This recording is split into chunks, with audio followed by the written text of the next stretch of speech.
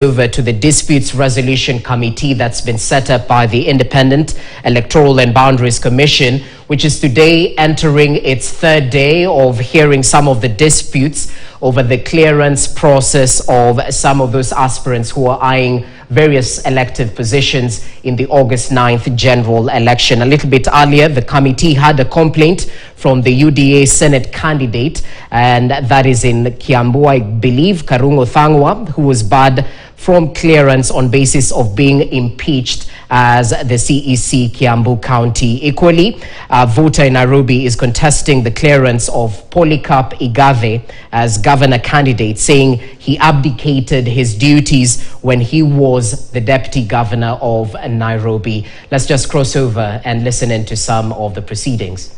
Everybody will be disqualified, isn't it? Good.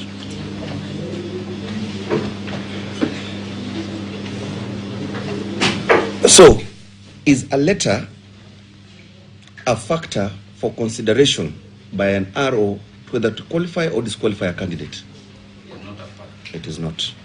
Is that the reason why you said that whether you received the letter before or afterwards, it will make no difference? Even if I wrote today and I say Mr. Igade does not have a degree, will you act on that? I will not. It's not a factor. Okay. Thank you, Aro. Please have a seat. We will have a decision in this matter.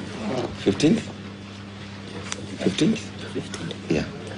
On 15th June